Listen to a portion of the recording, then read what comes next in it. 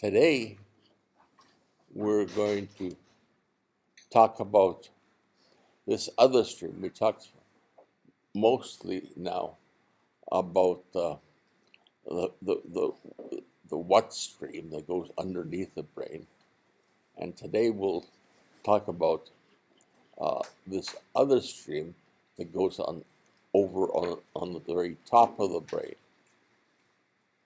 So this area here, you see, this is the front of the eye.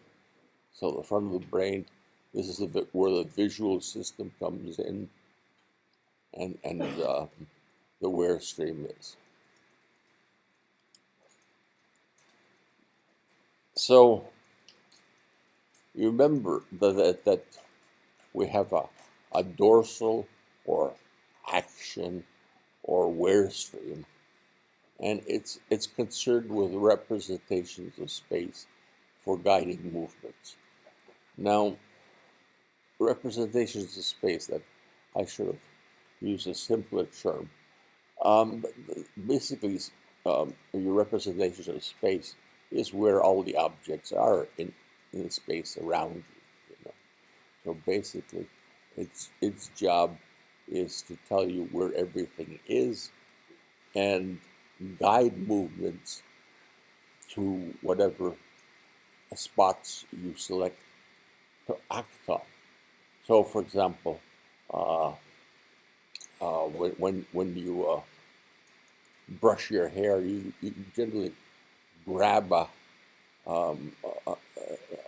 either a comb or a brush, and but you do all of these things, picking it up and brushing your hair automatically. It's sort of done unconsciously. We saw the ventral stream, on the other hand, was involved in the perception and recognition of objects. And if you're working on what that object is, of course, you're going to be conscious of that object. If you're looking at a portrait or a building, you're consciously taking in the form of the building. So this dorsal stream that we're going to talk about all the rest of the lecture,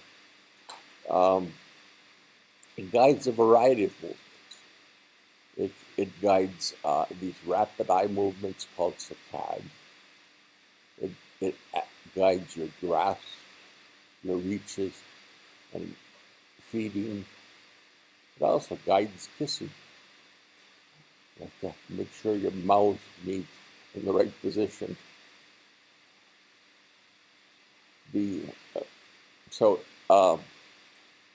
Activation of these areas, you have attention to the location, but selecting the appropriate effector, that's done, again, unconsciously.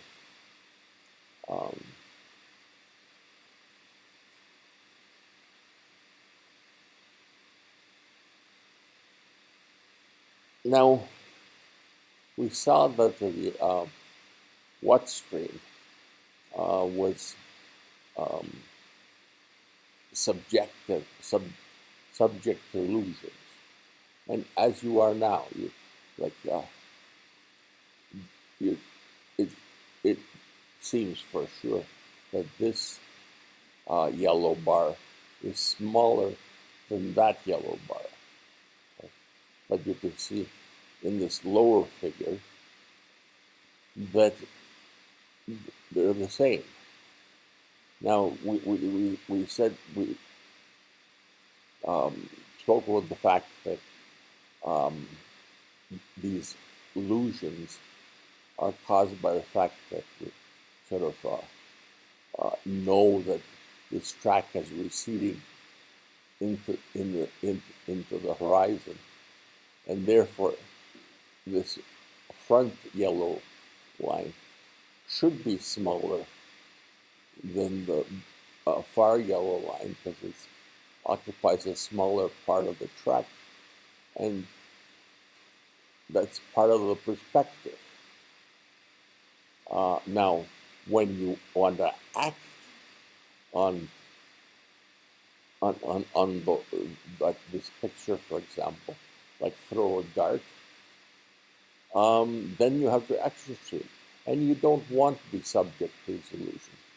That bottom yellow line is shorter, and so if you want to hit one of its ends, you have to be not subject to the illusion. So the action or dorsal stream has the advantage that it is not subject to illusions as is the ventral stream. You saw last week also that there's these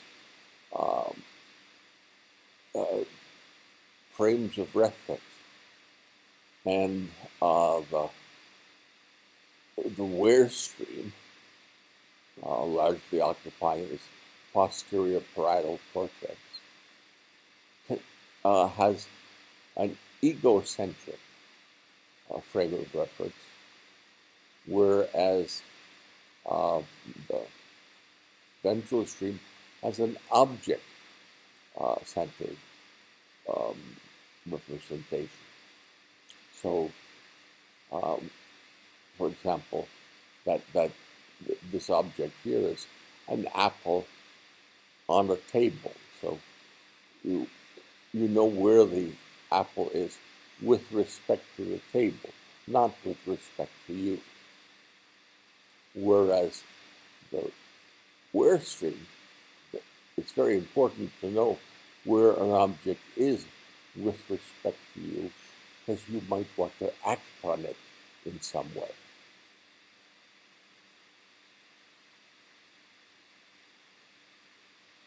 Now, this posterior cortex is well placed to sort of analyze all these actions.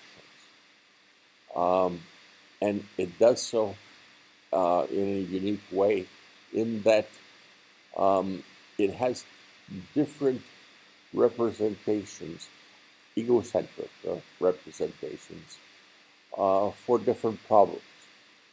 For example, the early visual areas code where the object is with respect to the retina. So this is the eye, the back of the eye of the retina, and it is with respect to the left or right of that retina. Now, you also have not only vision coming, but you have auditory information coming from the temporal lobe. We'll look at that later in the lecture series. Now, the ears are mounted with respect to the head, not the eyes. So your coordinate frame is with respect to the head. So it's in front of the head or behind the head. So this area here, it works in that coordinate system.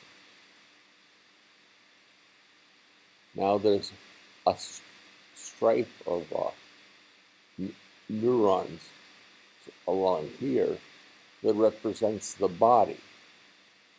We'll see later today and later, just next week, how that representation works. But again, when you want to use this area, what you do is compute where body parts are with respect to your body. So if I have my finger in the air, I know it's in this location. So if I want to reach for my mouse, I move my hand down and a little to the right. And I can do that without looking at it. I know where it is in space because I can feel where my arm is in space. And so I have this map of locations with respect to my body. And, and those locations represent the parts of the body.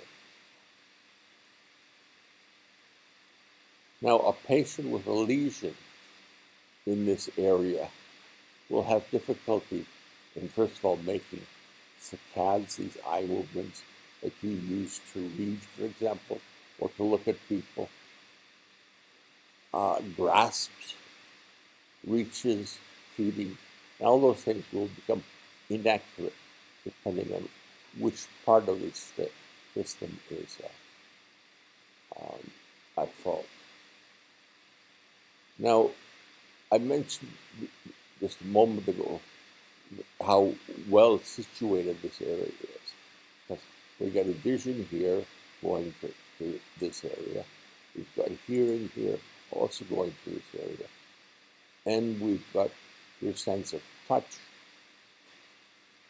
and your sense of where your body parts are mapped here and heading again for the same part. So you can, that's because locations can be seen, felt, or heard. Now here, we'll go through some of the areas that will be considered. One of them is the parietal eye field. And so it represents objects with respect to the eye.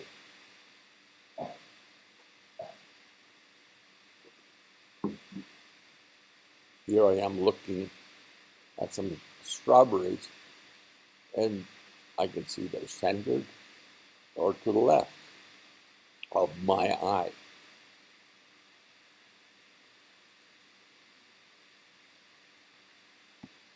Another area is called the parietal arm field.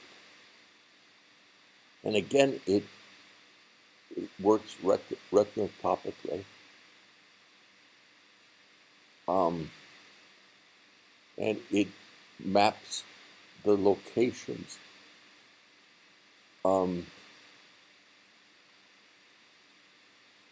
where personal space is. And of course, you will have optic ataxia if you have damaged this area, and that means you'll have you will be unable to visually direct movements accurately, like reaching for this.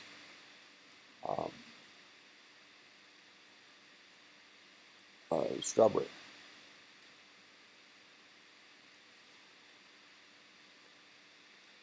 Another area which might seem at first very similar. So we had this arm field, so it drives reaches, but now we have something called the grasp field. Now you might think it's like very similar, but to reach to something, you just have to reach to this location. That doesn't count. The grasping of it isn't part of the problem. You're just reaching for that location. Here I want to grasp it. And to grasp things, you sort of have to know what they are. So for example, if you reach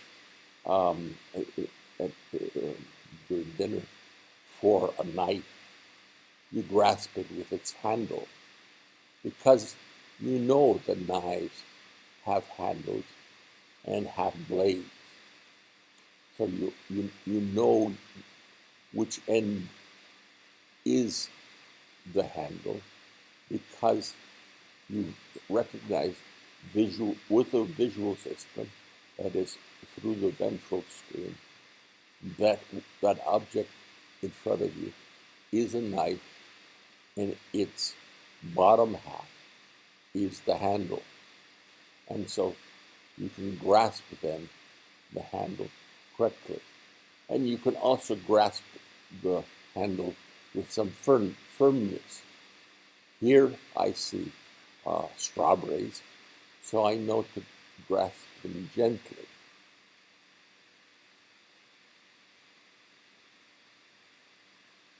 Now, the last area we'll cover here is something called the parietal face field. And it's worried about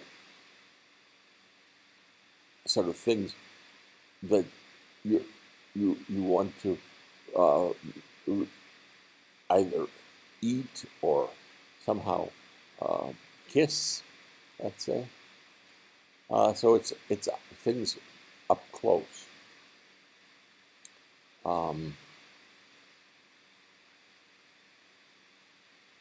neurons, of course, are visually activated, but also tactily activated by input from areas of the face. So this area is very useful to have for reading, for eating. So here we are with all the areas indicated, and then the space that they map. So each area maps a little bit different parts of the space. The biggest one is the parietal eye field, okay? And it's all the areas that you can sort of see, If you want to make a Saccaedes here. It's very big, depending on what space you're in. Then you have the parietal arm field, which is reaching towards object, and that depends how long your arm is in part. Okay, so this area is much smaller than that area. Finally, the grasp field is more concerned with things around the object. How do you handle it? Which part do you reach for? And lastly, the parietal face field is places up close to the face.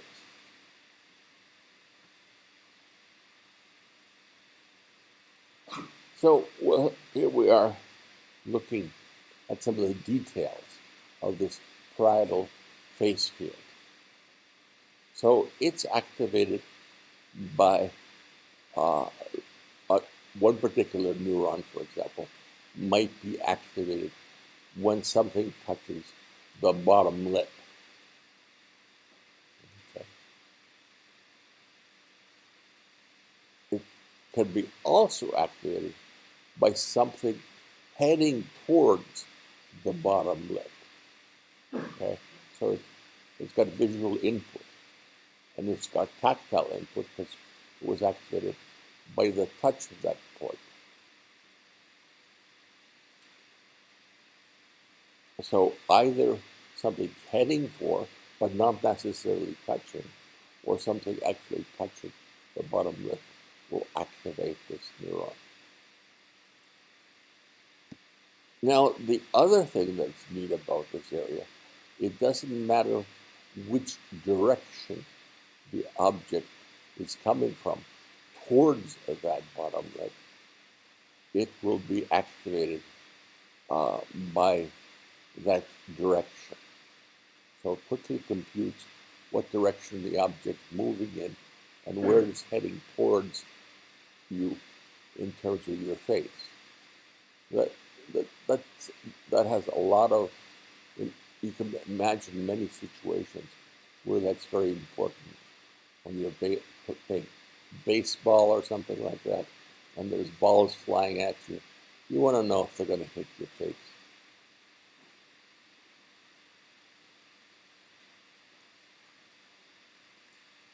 It's also activated independent of where the eye is looking. So the eye can be looking up or down.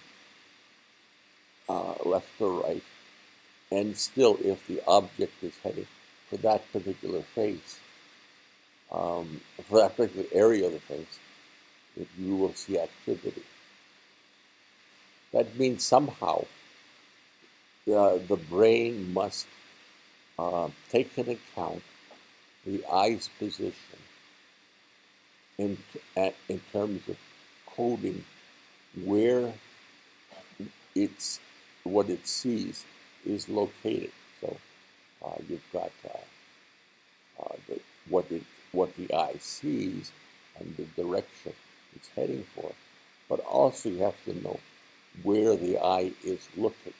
The brain computes, uses that information to compute which neuron is activated.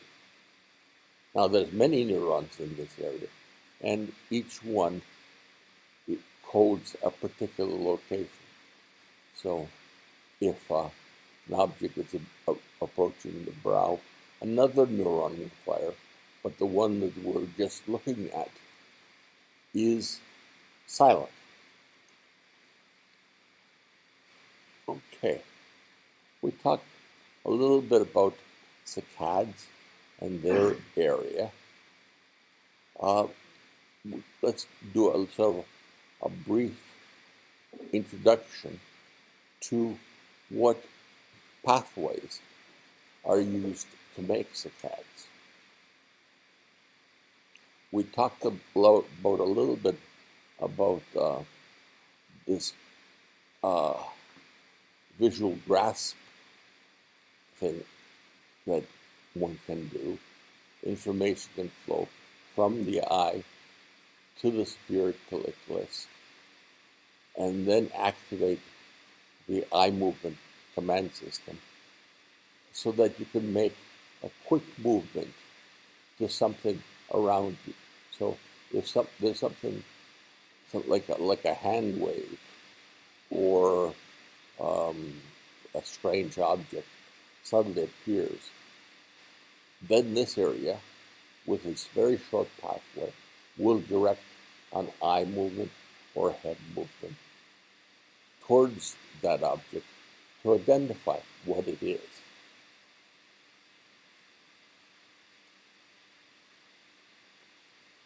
We also have a much longer pathway. We have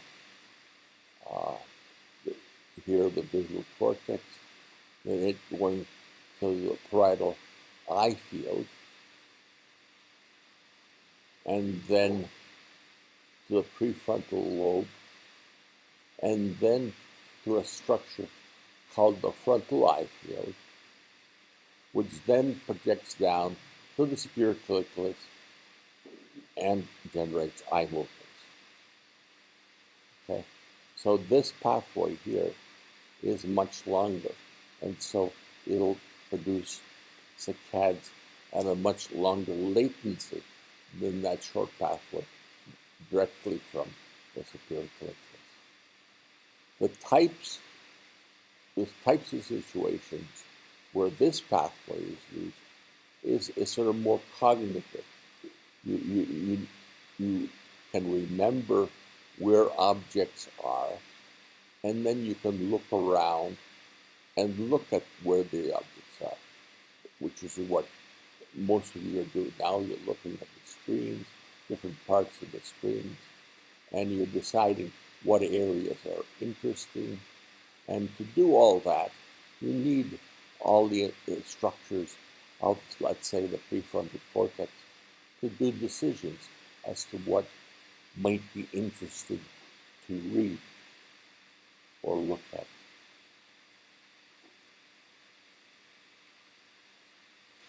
Now, the superior colliculus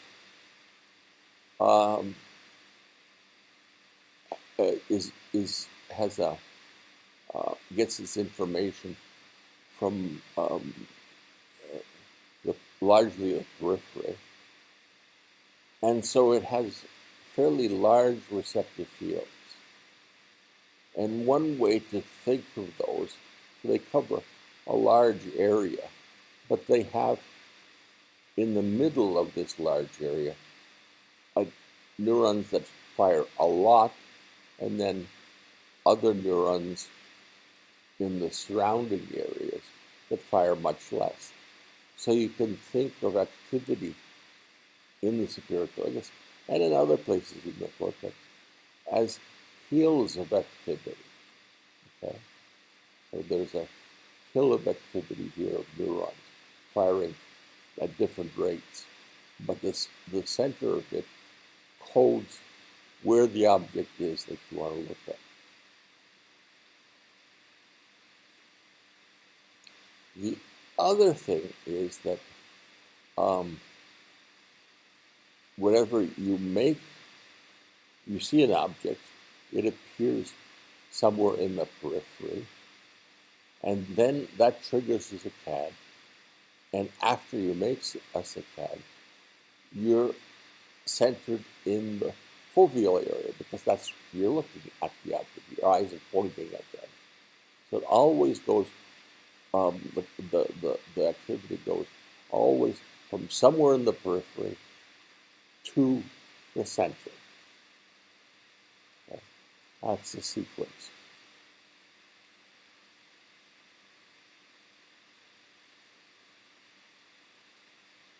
Now, one of the things is that activity at the center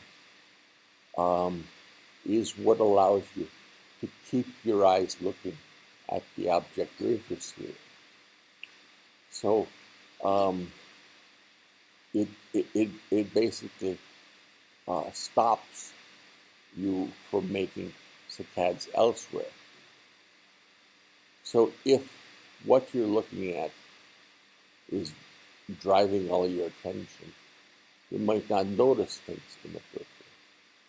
But if you do, then a hill of activity appears in the colliculus, but before it can be effective, the activity in the fovea has to decrease. So you have this sequence of events that first the hill starts dropping in the fovea. That removes the active inhibition from making a saccade. So, and then when that inhibition disappears, the hill of activity in the periphery tells us the brain where to move the eye to, which direction, depending where the location of the object is. Now, these areas that we talked about the retina, V1, the parietal eye field, the frontal eye field, and the superior cortex. They all have topological maps.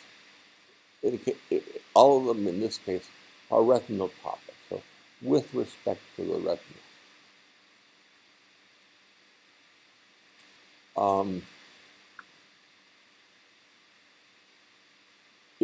in the retina, the fovea is quite small, but we saw that in V1, the area representing the fovea becomes much larger. In contrast, these areas, the parietal eye field, frontal eye field, spiritual, all have very small representations of the fovea. It's not like the what field. The what field is interested in the details of what the object is. Here we're just interested in the locations of the objects. So you don't need a big representation of the fovea. You need a big representation of the periphery. So you want to concentrate on where objects are in the periphery, because that's where you have to look to. Now, if you were to stimulate an area in the superior colliculus, well, if you stimulate this part of the map, you'll activate an area that will take you to take the eye and turn it so it looks at the area that this represents. This represents this part of space. In contrast, if you stimulate here, this area represents this part of space. And when you stimulate here, the eye will turn to it and place it in its foveal position. So you can see the hill of activity moving down to the foveal position after each turn or during each turn.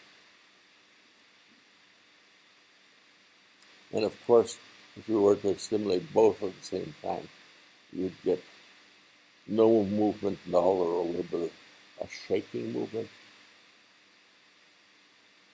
The other important thing to note is that these are just sort of symbolic representations of all these areas.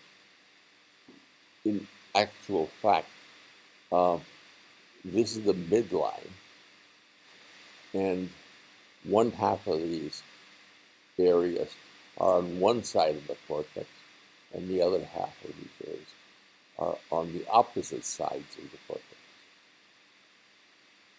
But we draw the map as a unified area just for simplicity. Now, we're going to look at what happens to these areas during various actions. Last week, you learned that information flows through the brain.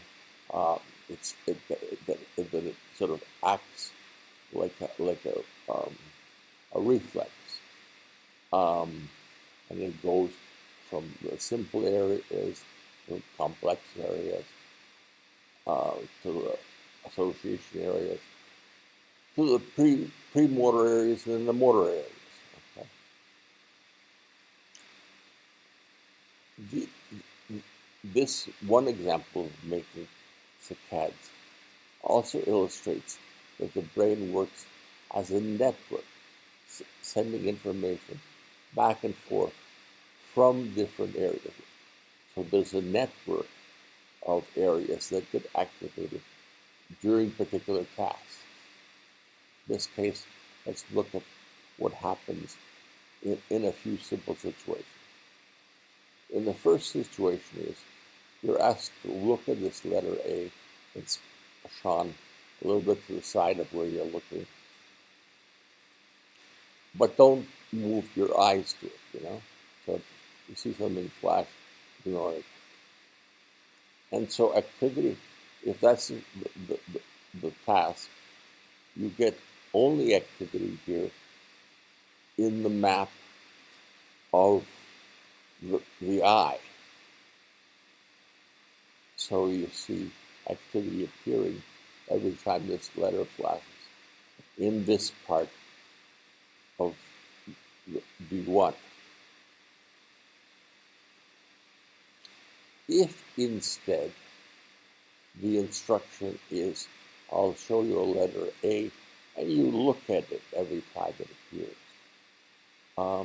you have the activity spreads beyond just V1. It goes to the parietal eye field and the FEF, the frontal eye field, and it makes a saccade to it. You see the eyes turn. So you have hills appearing in all these areas. So this is the network then for producing saccades in the cortex. The areas in the cortex that produce the saccades.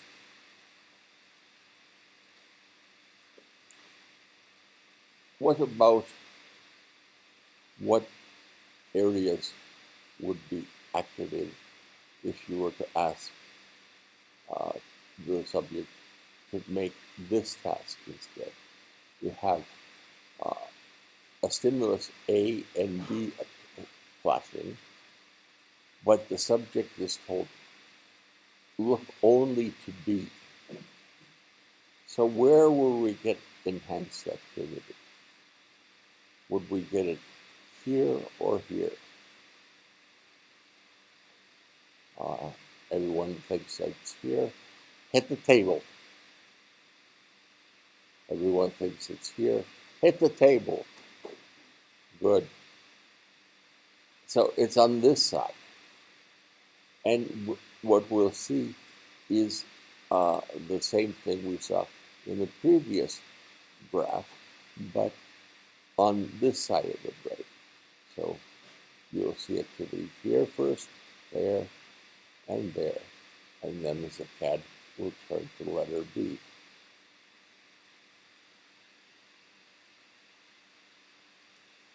What about the case where a stimulus appears, letter A again, but we're told, look where you're still looking, but reach for the object that appears. Okay. So what areas will be activated then? Well, it will be activated in the V1 because A flashes. Well, we also have activity in the parietal eye field, but we won't have activity further up, but instead down here in an area that represents the arm, the parietal arm field.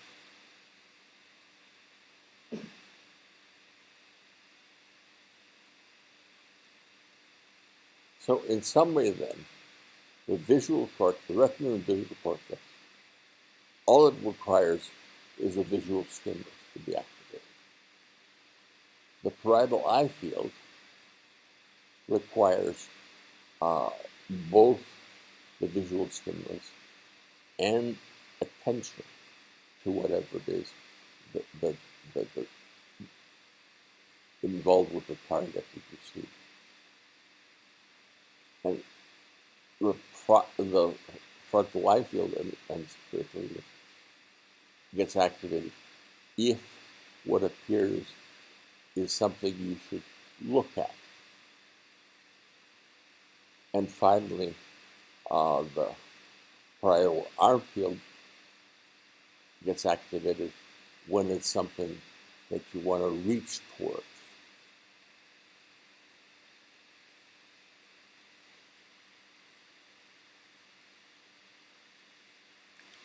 Okay. What happens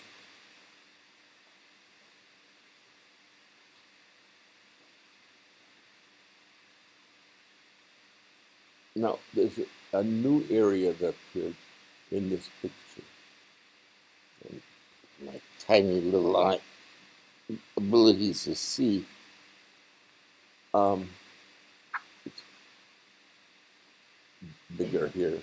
It's up here in the frontal cortex, and that's where working memory is, and that's where the memory of this A will be stored.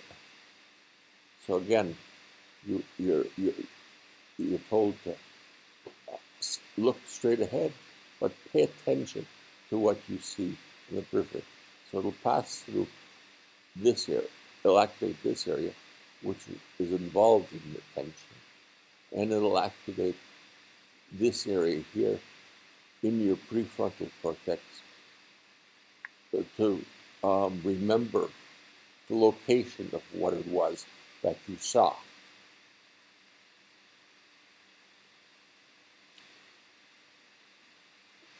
Now suppose we have it a little bit more complicated. We have not one, but two letters appear in sequence. We have A appear over here, and then B a little further in the periphery. So A is closer to the fovea, B is farther from the fovea. So we see A closer to the fovea, B farther from the fovea. Then they disappear because the, the, the stimulus goes off. But that activates the parietal eye field, and you have two hills of activity. And of course, it is its memory is stored in the prefrontal cortex. But again, two hills of activity. Now, this is what the situation would look like just before, let's say, you wanted to make a saccade to these areas.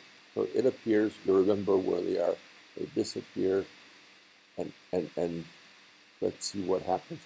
If, for example, you want to look at it. So you want to look at these objects. You have, what? Oh, let me go through it. So A appears here, B appears here. Then you make a saccade. Okay? That draws A to the center foveal region, but the representation of B moves. So both, the memory of both these objects move. So let's just summarize the situation. A and B went on, and you were told to look to A first. Then they disappear. Now you're working with the memories of where A and B were. And these are stored here. And then you make a movement towards it. The representation in your memory moves as well. Okay?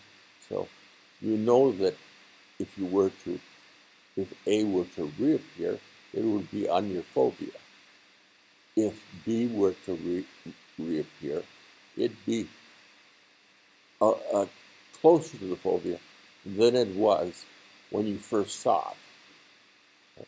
So something moves these representations to a new spot. What is it? Well, it's our friendly corollary discharge that we come up against frequently in this course. The corollary discharge originates in the superior collectus and sends a signal to the frontal eye field and then to the frontal cortex and also to the parietal eye field. So the attention shifts. So this is called discharge. It is what shifts the memory of these locations, the mapping, after the object disappears. And this occurs for all movements, even ones that don't disappear. Okay? When you're looking around the room, the people that are there are sweeping across your retina and then landing at a new location. And how is it the brain knows that it's the person that you're looking at hasn't moved? Okay? It knows because what appears on the eye, the locations of all the objects that appear on the eye, is where you remembered them to be after the corollary discharge activated. So it's where you expect objects to be are where they appear to be after the saccade. You know that they're still, they haven't moved.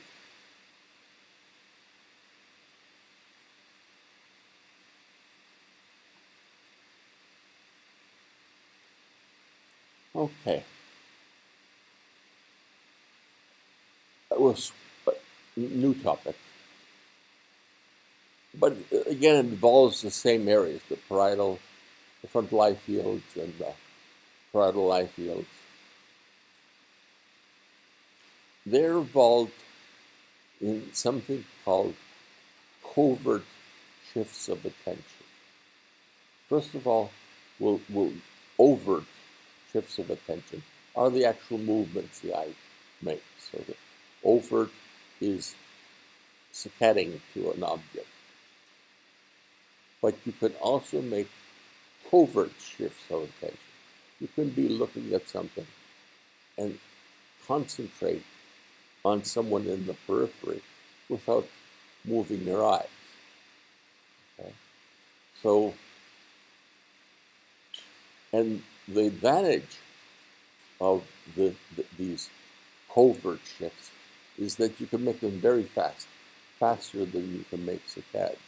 Saccades you can make incredibly fast as it is, but these covert shifts are even faster.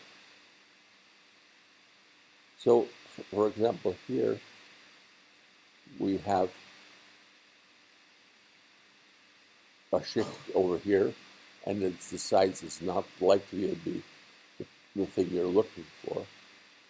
And finally, you land over here, and it looks like it might be. You then look at it and decide, yes, it is what the thing I was looking for. So in this case, it was Waldo.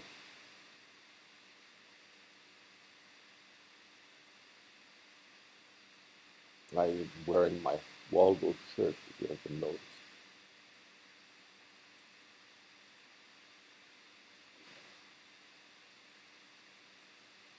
These covert shifts have an interesting property.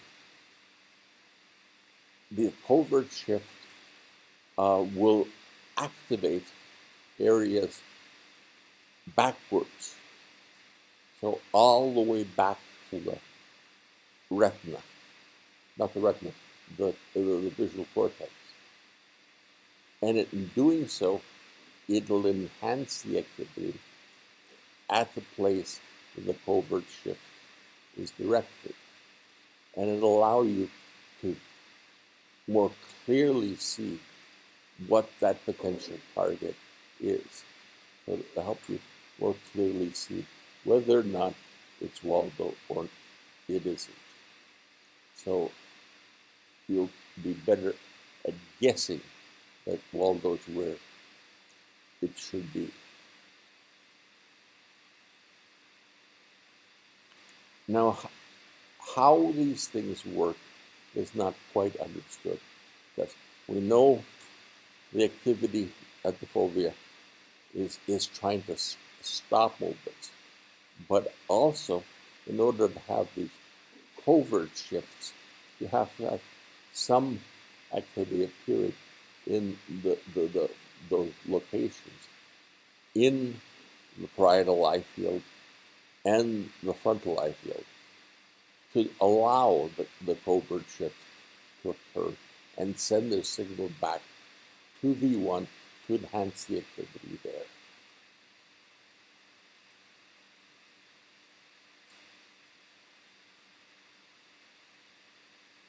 Now, while we're making, you do all these things completely unconsciously. You don't decide to make, overt shifts and look around. You're always making overt shifts.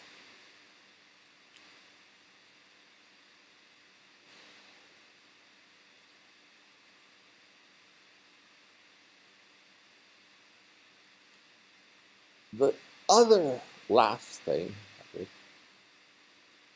I'm going to cover is something surprising. Not only are object locations represented up here, but also something called numerosity, which is sort of the representation of the number of things. So it could be 3 persons, 3 voices, the touching 3 fingers, or just a symbol string. It's sort of the area that eventually mathematics takes over. The other thing is that this numerosity ability starts very early in life, before kids can count. So before they can count to 10, they know that sort of a scatter of 10 candies is worth more than a scatter of 5 candies. They know how the size of the number of objects is intuitively.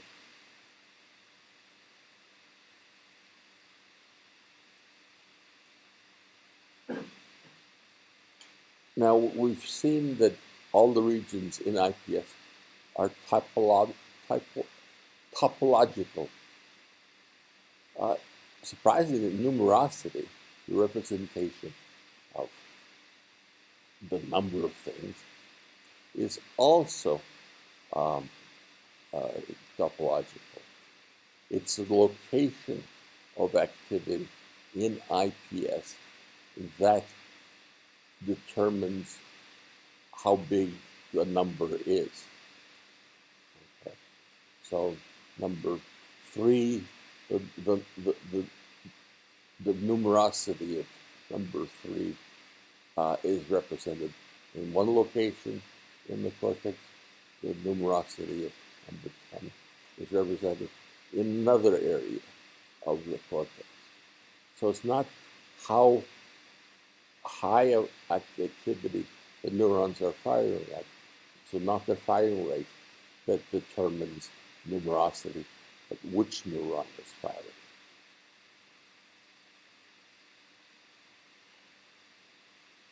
The other thing is that it's easier to discriminate between small numbers, like 2 versus 3, than 11 versus 12.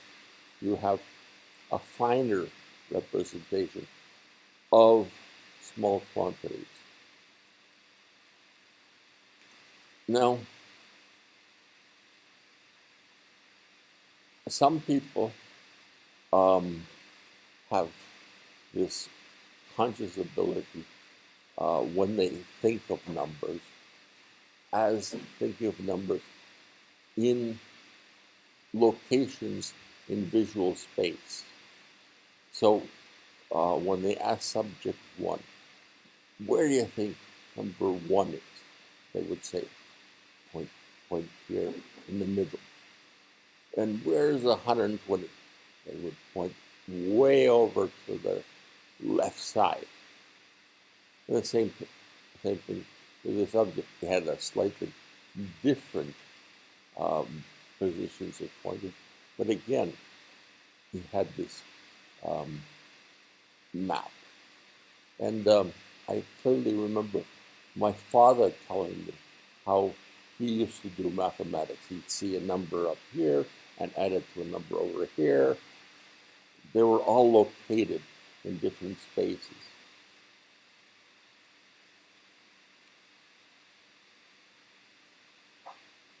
And not surprisingly, not only the parietal areas are activated, but also the frontal lobes are activated, because you need that to hold the numerosity in working memory. Okay, so in conclusion, we learned in the next section we'll learn but we'll take touch, the sensation of touch, and the sensation of touch is represented here, as you saw last week, in the somatosensory cortex.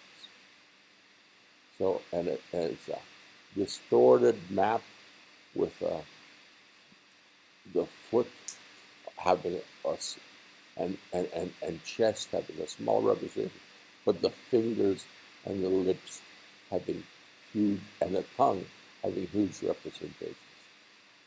There are two strips here. One is maps the body in a sense of touch, so where if you're touching this part of the body, neurons here will react. If you're touching this part of the body, neurons here will react. In front of it is is a map of the locations of the body parts. So not the feeling that you get from it, but where that body part is located.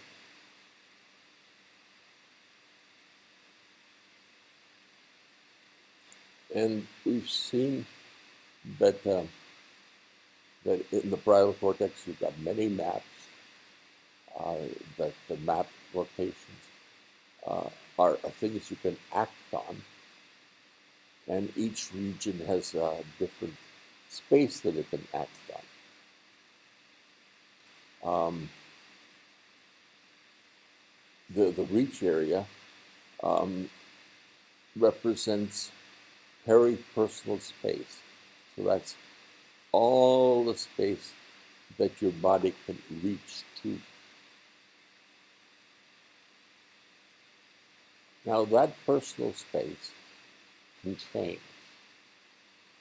So for example, you saw in the first part of this animation here that the space grows if you've got something like a pointer. Okay. Also grows if you're sitting in something like a car. You can think of the edges of the car as something that you remember very clearly. And if gradually you sort of have a sense of where the front bumper is, so you can park without damaging anything in front of you. So the map of personal space can expand. It's not just limited to how far you can reach or your toes can touch, but as you can see here, much larger areas. And that's it. Thank you very much. I'm just on time, 1 hour.